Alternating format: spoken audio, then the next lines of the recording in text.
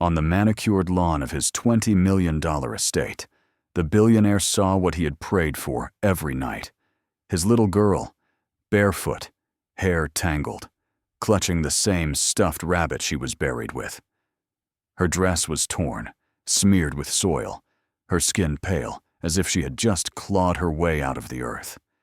She looked straight at him, eyes hollow, whispering, "Daddy, why did you let them put me in the ground?" His knees buckled.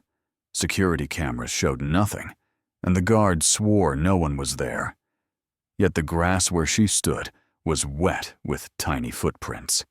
If she was dead, how could she accuse him? And if she was alive? Who had been buried in her place? Alexander Kane had lived his life as a man who bent the world to his will. His name stood at the top of financial reports, his face appeared on magazine covers, and his fortune was so vast that entire cities carried his signature. He was admired, envied, sometimes feared, but never ignored. For decades he seemed untouchable. Yet all of that crumbled on the night his daughter disappeared. No amount of money, no number of bodyguards or cameras, no fortress of luxury could shield him from the single loss that stripped away every illusion of power he had built. The Kane estate in Greenwich was not simply a home, it was a monument to success. 30 acres of lawn stretched outward from a mansion designed to resemble the palaces of Europe. Fountains sprayed arcs of water that glittered under imported chandeliers. Marble steps swept down into gardens trimmed with absolute precision, and ballrooms once hosted prime ministers and presidents. On the surface, it was the safest place a child could be. Yet it was here that Alexander lost the only thing he truly cared about. The night began with laughter. It was Emily's 8th birthday, and Alexander spared no expense to make it dazzling. A carousel imported from Paris spun under lantern light. Clowns painted faces. Chefs prepared endless trays of desserts. Dozens of children ran across the lawn, while their parents mingled inside, glasses of champagne in hand. To all who watched, it seemed like a dream childhood memory, the kind only the daughter of a billionaire could know. Alexander drifted among the guests, charming investors, shaking hands, building networks even in the middle of a celebration. But for Emily, none of it mattered. She wanted her father beside her. When the cake was brought out and the candles flickered, she tugged softly at his sleeve and whispered, asking if he would stand with her as she made her wish. For a moment he almost did. But a colleague leaned in and whispered about a merger worth billions. Alexander hesitated, then turned away. By the time the fireworks burst over the gardens, Emily was gone. Panic spread instantly. Guards swarmed the grounds. Security cameras were checked frame by frame. Dogs were brought to sniff every corner of the estate. Helicopters thumped across the night sky, searching forests and rivers. The estate that had moments earlier sparkled with music, and laughter now trembled under the weight of dread. Hours passed without sign of the girl. Days stretched into weeks. Posters bearing her freckled smile appeared across cities. A reward of $10 million promised answers. Yet silence was the only response. Months later, the silence shattered. Investigators reported finding the remains of a child in a shallow grave 2 counties away. The body was damaged beyond recognition, yet DNA confirmed what Alexander dreaded. The world watched as he buried a small white coffin. Photographs captured a man once celebrated for his iron will, now slumped and hollow-eyed, clutching the coffin as though it was the last contract he would ever sign. The funeral was private, but the pain was public. For the first time, the billionaire who had always seemed invincible looked like a man broken beyond repair. Closure was a word the world used, not Alexander. He could not let go. Emily's bedroom was left untouched, pajamas folded neatly on her bed, stuffed animals arranged on the shelves, drawings taped to the walls. No housekeeper was allowed inside. A maid once attempted to dust the shelves, and Alexander's fury was so violent that she left the estate in tears and never returned. To him, the room was sacred ground. Her absence was not something to be erased. It was a wound to be kept open, because closing it meant admitting that he had failed her. Rumors spread quickly. Some whispered that the body had been misidentified. Others claimed Alexander paid officials to confirm the death so he could hide the shame of never finding her. Tabloids printed cruel headlines, suggesting the billionaire who built towers could not even guard his own family. His estranged wife accused him of delusion, saying he imagined ghosts to shield himself from guilt. Shareholders grumbled about his absence from meetings, and his executives ran the empire, while its founder retreated into silence. Yet within the mansion, stranger tales began to surface. Guards on night duty swore they heard the sound of a child's laughter drifting through the halls. A butler resigned after glimpsing what he believed was a small figure darting across the grand staircase. Lights in Emily's room flickered inexplicably, even during outages. A nanny claimed she heard toys rolling across the floor, though no child was present. Staff whispered of these things in fear, and Alexander listened. He did not dismiss them. He studied every report, every word, with the intensity of a man certain that the impossible was true. Behind all of it lay the guilt.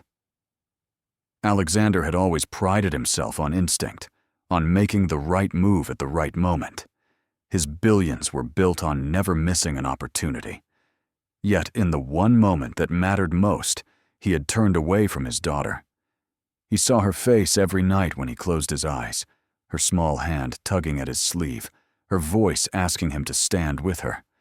That was the last memory of her alive, and it was a memory he could not escape. The years passed, but time inside the Kane estate stood still. Outside, skyscrapers continued to rise. His empire expanded. Shareholders grew wealthier. But Alexander himself remained locked in grief. He stopped appearing in public. When cameras occasionally caught him, he looked older, hair grayed, eyes hollow. To the world, he was no longer a titan of industry, but a recluse hiding inside a palace filled with shadows. His tragedy became larger than his achievements, yet he refused to abandon hope. He poured millions into charities for missing children, not for publicity, but because each donation was a prayer that if he saved someone else's child, perhaps fate would return his own. He hired private investigators long after the police closed their files. He read every conspiracy, every report, every witness statement. His study, once the heart of a financial empire, became a library of grief filled with boxes of evidence and theories. Still nothing came. No answer. No closure. No voice. Until that night. It was late, the mansion dark, the staff asleep. Alexander sat in his study staring at the plastic school ID card he always carried in his pocket. Moonlight spilled through the tall windows across the garden. Then he saw her. A figure standing barefoot on the grass. A torn yellow dress clung to her frame. In her hands, she clutched the stuffed rabbit that had been buried with her. Her hair hung in tangled strands, her skin pale as stone, her eyes hollow yet unmistakable. She turned her head slowly toward him, and even through the glass, he heard her whisper, "Daddy, why did you let them put me in the ground?" He stumbled back, heart pounding, unable to breathe. The guards came rushing when they saw him collapse against the window, but when they searched the garden, there was nothing. The security footage showed an empty lawn, and yet the grass where she had stood was wet with tiny footprints. For 5 years, Alexander had lived with guilt, buried in silence. Now that silence had cracked open, and from it came the impossible. His daughter was gone, and yet she was here. The world had told him to move on, but the world was wrong. The past was not finished with him. It was only beginning. The morning after Alexander Kane saw the impossible figure in his garden, The world inside his estate shifted. He did not sleep. He sat in his study replaying the image in his mind until the sun rose and light spilled across the marble floors. His staff found him pale and trembling, staring at the lawn as though he expected the child to appear again. When questioned, he said nothing. Yet word spread quickly that something had disturbed him in the night. The incident could have ended there, dismissed as a dream of a grieving father. But Alexander knew what he had seen. He knew what he had heard. The words were burned into him like a brand. "Daddy, why did you let them put me in the ground?" They were not words a hallucination would invent. They carried accusation. They carried pain. And they left him shaken in a way that no financial crisis or public scandal ever had. That day, he summoned his most trusted guards and demanded the security footage. Hours of recordings were combed through. Every angle of the garden was scrutinized. The tapes revealed nothing. The cameras showed only the empty lawn swaying in the night breeze. He froze the frames where he swore she had stood, magnified them until the pixels bled. And still there was nothing. His staff insisted there had been no intruder, no child, nothing unusual. But Alexander pointed to the footprints still visible in the dew-soaked grass, small and distinct, leading nowhere. He ordered the ground sealed and the prints photographed. The evidence was collected, but when the pictures were developed later, the footprints appeared blurred and faint, as if they had melted into the earth itself. That was the first sign that the past was not buried as cleanly as everyone believed. And it was the first moment Alexander understood. He was at war with something he could neither see nor control. As the days passed, tension grew inside the estate. Alexander began keeping vigil at the windows long into the night. Staff whispered about his declining state of mind, yet some admitted they too felt uneasy in the halls. Doors creaked open on their own. The sound of a child humming drifted faintly through the corridors. A nanny swore she heard small footsteps on the stairs, though no child lived there. Every new report tightened Alexander's obsession. He turned to his advisors and demanded answers. Investigators were recalled, old files reopened. The official conclusion that Emily had been buried years before no longer satisfied him. He pored over autopsy reports and questioned whether the body found had truly been hers. The remains had been damaged. The confirmation rushed. What if the truth had been hidden? What if she had never been in that grave at all? The world outside noticed his strange behavior. Rumors leaked into tabloids.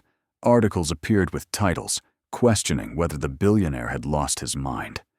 Shareholders demanded explanations for his absences from meetings. His estranged wife gave an interview accusing him of dragging the family name through the mud, insisting their daughter had been gone for years and that his obsession was unhealthy. The pressure mounted, but Alexander ignored it. One evening, he gathered his senior security team in the study and confessed that he had seen his daughter. The men exchanged uneasy glances. Some avoided his eyes. One dared to suggest that perhaps grief had clouded his judgment. Alexander slammed his fist against the table so violently the glasses rattled. He swore what he saw was real. He promised them that if they remained loyal, they would be part of discovering a truth that would shake the world. That declaration marked the beginning of his open conflict. It was no longer grief hidden in the shadows. It became a mission that consumed his every breath. He began to spend his fortune not on new buildings or ventures, but on surveillance systems, investigators, and experts in fields that bordered on the bizarre. Psychologists were brought in to confirm his sanity. Forensic specialists were hired to review the old evidence. Even spiritual advisors were consulted under the guise of confidentiality. Yet every answer returned empty, or worse, contradictory. Meanwhile, Alexander's own nights grew darker.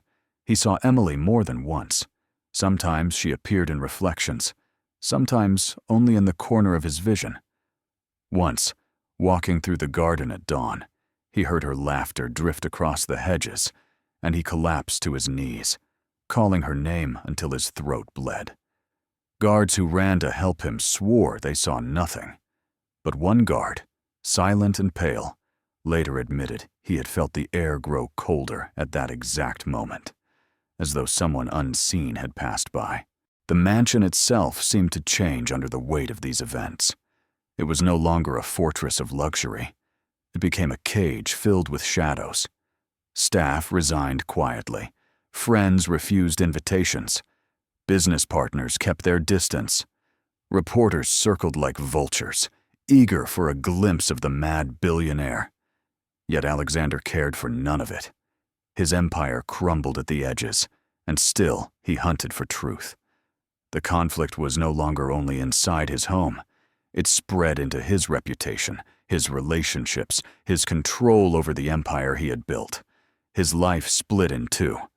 On one side stood the world that demanded logic and closure. On the other side stood the vision of his daughter, barefoot and accusing. Between them, Alexander fought, torn apart by doubt and faith, by grief and determination. The world believed Emily Kane had been buried, but Alexander Kane could not ignore the footprints in the dew, the whisper he had heard, the look in eyes he would never mistake.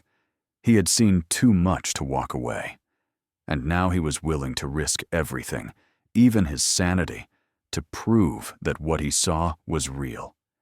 This was the seed of the conflict.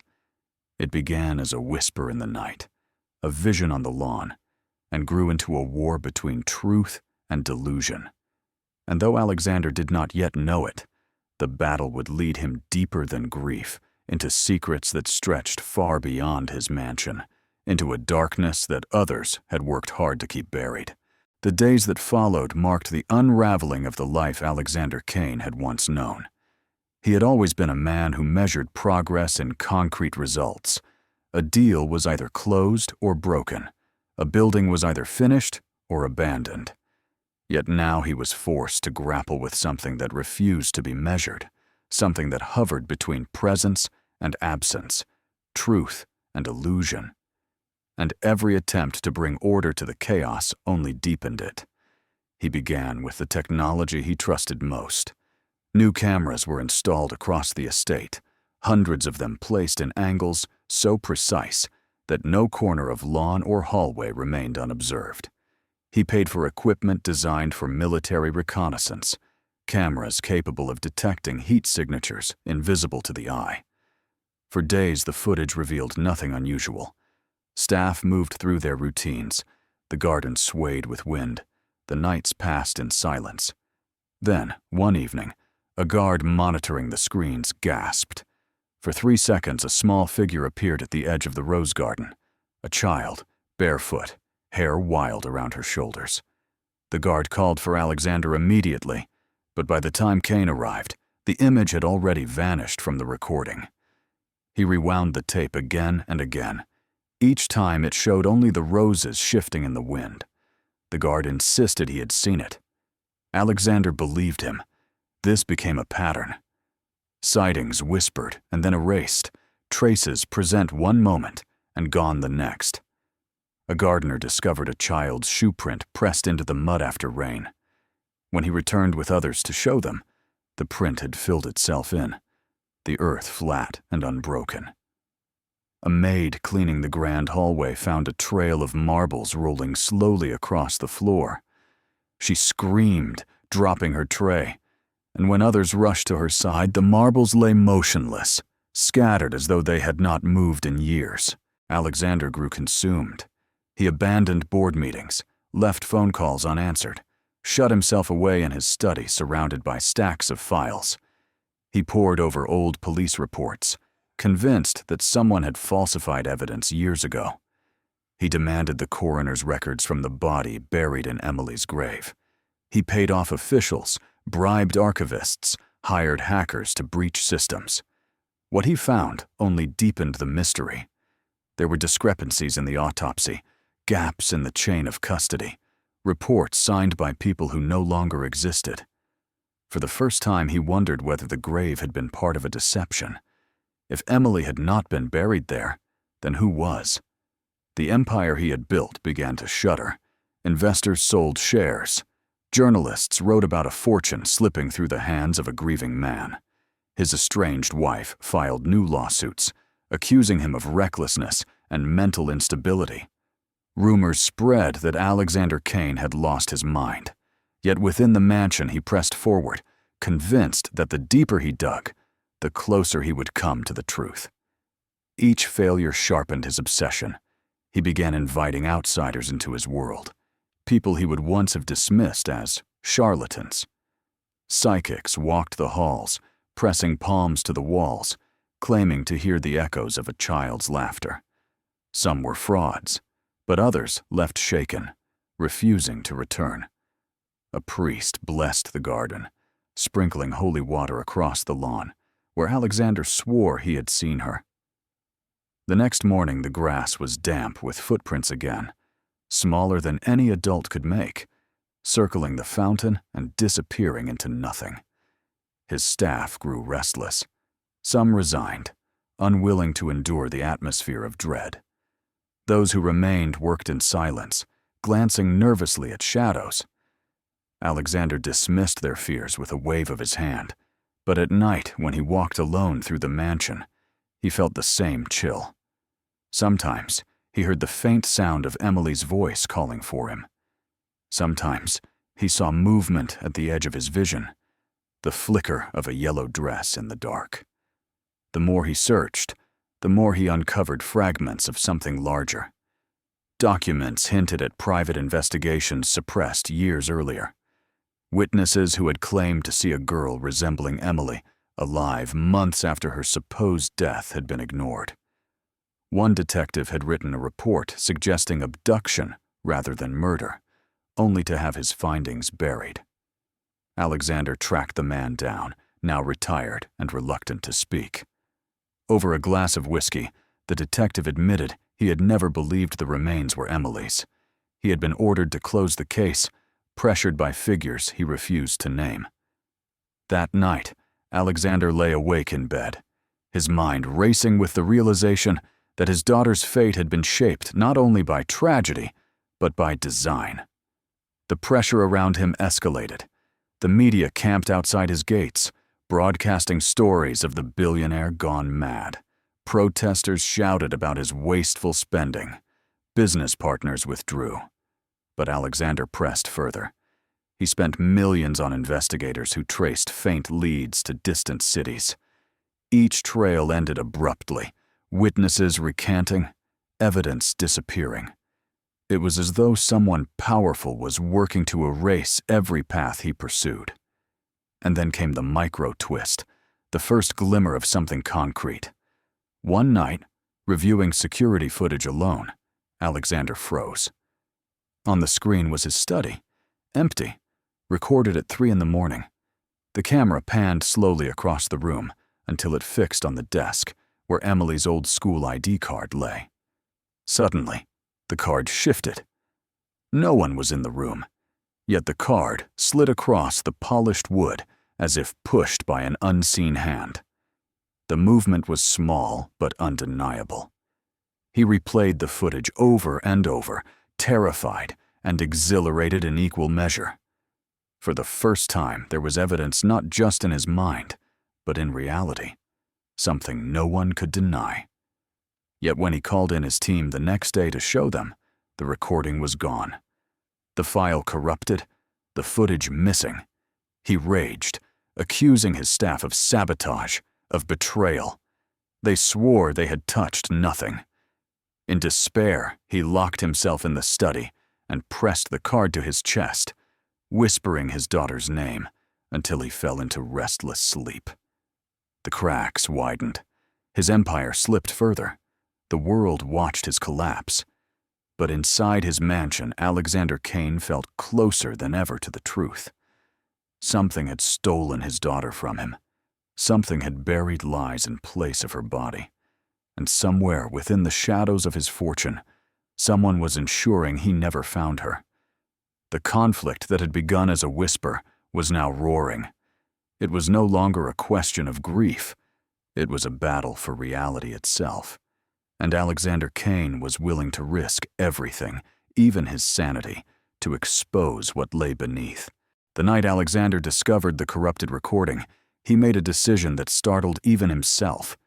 If those around him could not or would not see the truth, he would confront it alone.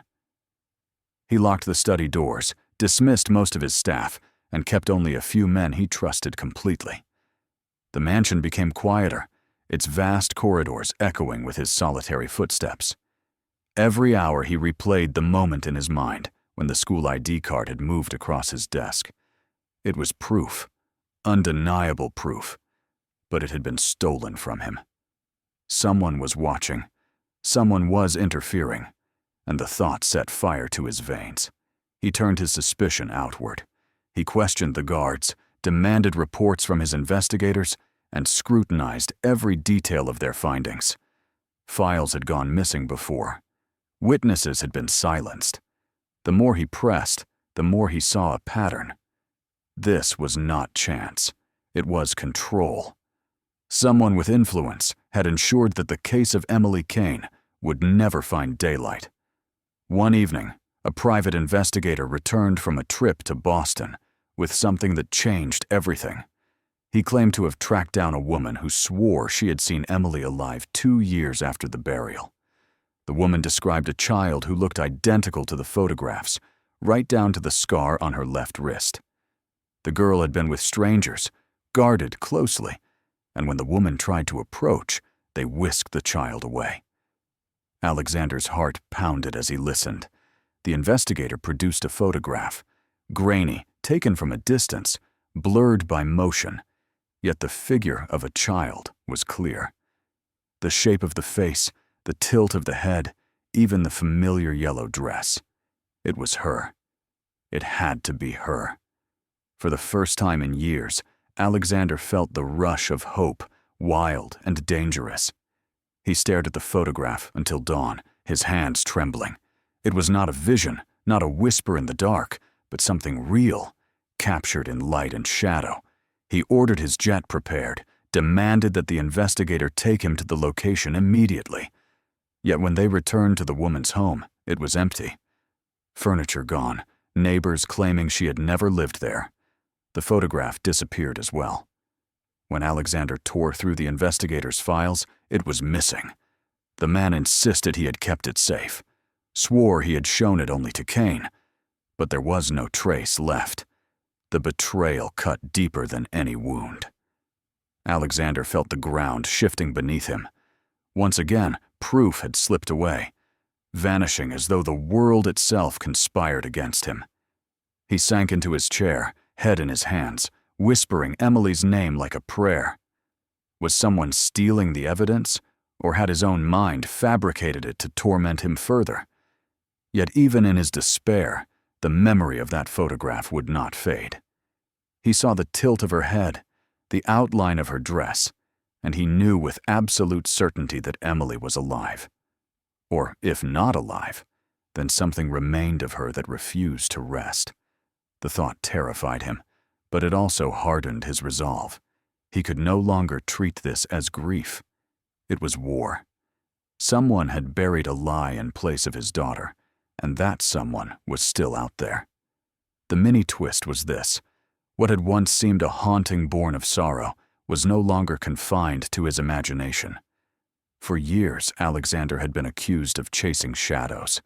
Now, shadows had taken shape, left footprints in the grass, moved objects across his desk, appeared in photographs only to vanish. The pattern was undeniable. Someone was hiding the truth, and the truth had teeth. When the investigator vanished a week later, leaving no forwarding address and no explanation, Alexander knew the conflict had reached beyond his mansion. He was not simply battling grief. He was battling a force determined to keep his daughter's fate hidden. Whether it was conspiracy, crime, or something unearthly, he did not yet know. But he knew this much. The war for Emily Kane had only just begun, and he was prepared to lose everything to win it. Alexander Kane no longer trusted the world beyond his gates. Too many witnesses had vanished. Too much evidence had slipped through his hands. Yet within the silence of his mansion, the signs only grew stronger. Nights were filled with echoes of Emily's voice, drifting faintly down corridors that should have been empty. Objects shifted in plain sight, small and deliberate, as though unseen hands wished to remind him that she was still there. His empire might have been collapsing, but his conviction solidified into something harder than stone. Emily was not gone. She was trapped between lies and silence, and he would tear both apart to reach her. The staircase descended into darkness. The air was damp, heavy with earth. At the bottom he found a room, small, windowless, lined with chains. On the walls were faint scratches, as if small hands had clawed desperately for escape. In the corner lay a tattered blanket printed with cartoon rabbits. Alexander collapsed to his knees. The evidence was undeniable. Emily had been kept there, in his own house, beneath his feet, while he entertained guests above. The fury that rose in him was unlike anything he had known. He saw the years of deception, the careful burying of evidence, the false funeral. He saw the faces of those who had called him delusional, who had told him to move on, who had whispered of madness. They had lied to him, used him, made him bury another child in place of his own. The empire he built had become a mask for the crime of the century. The storm outside quieted, but within Alexander Kane, a greater storm raged. He now understood that the truth had never been buried with Emily. It had been hidden, smothered beneath wealth and lies, protected by those who feared what he might discover. He was no longer a grieving father stumbling in the dark. He was a man with proof, with fury, and with nothing left to lose. From that night forward, the battle changed. It was no longer grief against silence. It was Alexander Kane against a conspiracy that had stolen his daughter, and he would stop at nothing to bring it crashing down. The confrontation came on a storm-ridden night. Rain lashed against the windows. Thunder rattled the chandeliers. Alexander sat in his study, staring at the piles of files he had collected, when the lights flickered. At first he thought it was the storm. Then he heard it, soft and unmistakable. The creak of the garden swing moving back and forth. His heart thudded in his chest. He rose and walked slowly through the darkened halls, past portraits of ancestors and marble busts that seemed to watch him. He opened the glass doors to the garden and stepped into the rain. There she was. Emily sat on the swing, her yellow dress soaked, strands of wet hair clinging to her face. In her arms, she held the stuffed rabbit, mud clinging to its ears. She looked directly at him, eyes pale but alive, and whispered, "Father, why did you not save me?" Alexander stumbled forward, his breath tearing from his chest. He dropped to his knees before her, rain streaming down his face. He reached out trembling hands, terrified that she would vanish. His fingers brushed against her skin. It was cold, but real. He felt the fabric of her dress, the damp strands of her hair. She wasn't a vision. She was there. He sobbed her name, clinging to her hand. But then he felt it. Another hand, small and fragile, but pulling him back, forcing him to let go. Emily's expression shifted, her eyes suddenly wide with fear. She shook her head and whispered, "They will hear you. They do not want me to stay." Before he could speak again, the garden lights surged to life. Guards rushed toward him, shouting. When they reached the swing, it was empty. Alexander was left kneeling in the mud, clutching only the stuffed rabbit, its button eyes staring. The guards exchanged glances filled with pity, but Alexander did not care. The rabbit was real, solid in his grasp. He had held her, if only for a moment. That was enough to prove everything. He carried the rabbit into the study and locked the doors. He examined every thread, every stain of mud. It was the same toy he had buried with her, yet it smelled of damp earth, fresh as if it had just been pulled from the ground. The truth crashed over him. If Emily had not been in that grave, then someone else had been. Someone had stolen his daughter and replaced her body with another. The burial had been a performance, staged to break him, to silence questions. The storm raged outside, but inside the mansion another storm broke loose. Alexander tore through his files, connecting dots that once seemed meaningless. He saw the sudden reassignment of investigators, the conflicting signatures on autopsy reports, the unexplained disappearance of evidence. He remembered the detective who confessed he had been forced to close the case. Piece by piece, the puzzle sharpened into something monstrous. His daughter had not been the victim of chance or random violence. She had been taken deliberately, and his wealth, his power, had been used against him to hide it. The realization ignited a fury he had not felt in years. He was no longer the broken man who wept before his daughter's empty bed. He was Alexander Kane, the man who once built cities. He summoned investigators who had not yet betrayed him, promised them fortunes beyond imagining if they uncovered the network that had hidden the truth. He demanded loyalty sealed by contracts and fear. No one would silence him again. But as he pressed deeper, the forces against him grew bolder. Surveillance equipment failed without reason. Investigators reported being followed, their homes searched, their families threatened. Files once kept secure vanished overnight. It was as though a hand larger than his own fortune reached into every corner of his life, pulling strings in the dark. He realized he was not fighting grief alone. He was fighting something vast, a conspiracy that reached into the highest levels of power. And then came the greatest twist. In the middle of the night, he awoke to find a letter placed neatly on his desk.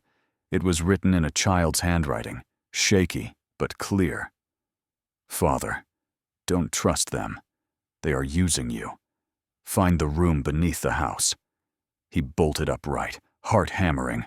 There was no sign of intrusion, no broken locks, no guards alerted.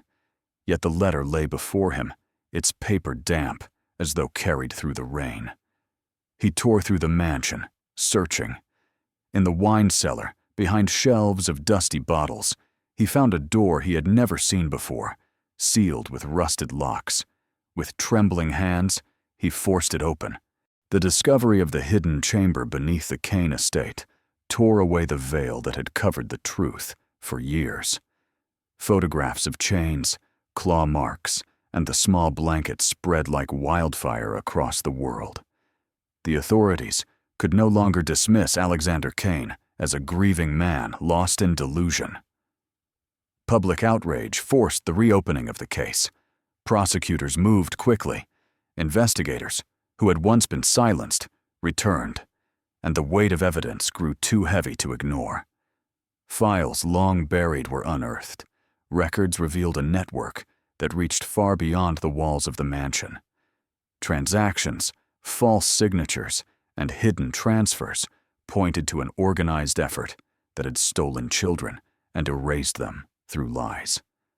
At the center of these revelations was Emily Kane. The body buried years earlier was proven through independent forensic tests to be another child.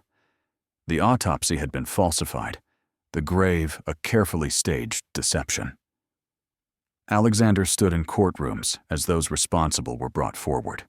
Former officials, business partners, and men of influence who once walked freely now stood in chains, accused of abduction and conspiracy. Verdicts came swiftly. Long sentences fell, and reputations that had seemed untouchable collapsed into disgrace. For Alexander, it was not triumph, but resolution. He listened to each sentence without celebration, holding the stuffed rabbit that had survived with him through the years, the same rabbit he had pulled from the rain-soaked garden. The greatest moment came not in the courtroom, but in a rescue operation carried out by investigators who followed a lead uncovered in the files. A compound hidden in the countryside was raided. Inside, they found children who had been missing for years. Among them, a girl with tangled hair and hollow eyes, clutching a faded blanket. When she turned to face the light, the scar on her wrist and the familiar curve of her face left no doubt. Emily Kane had been alive all along. The reunion was not a fairy tale. She was fragile, thin, and her voice trembled with fear. Yet when she saw her father, recognition lit her eyes. Alexander fell to his knees, embracing her with a cry that echoed louder than any verdict. The years of silence, the nights of doubt, the ridicule he had endured, all dissolved in that single moment. He had not been chasing a ghost. He had been fighting for his daughter, and at last, he had won. The aftermath rippled across the world. The network was dismantled, its leaders imprisoned, its secrets dragged into light. Public opinion transformed. Alexander Kane was no longer the symbol of obsession, but the embodiment of relentless devotion. His empire of steel and glass was fractured, his wealth diminished, but in its place stood something far greater. He had reclaimed his daughter and destroyed those who had stolen her. Emily's return was not the end of the struggle. Healing would take years, and scars would remain. Yet she was home, alive, and in her presence, Alexander found the strength to continue. He had faced the darkest conspiracy, lost nearly everything, but he had gained back the only thing that ever truly mattered. When the dust settled and the trials ended, Alexander Kane was no longer seen as a man consumed by grief or a billionaire lost in madness. He was seen as a father who had defied the impossible and dragged the truth into daylight. His empire had crumbled, his fortune had been scattered, but none of that mattered.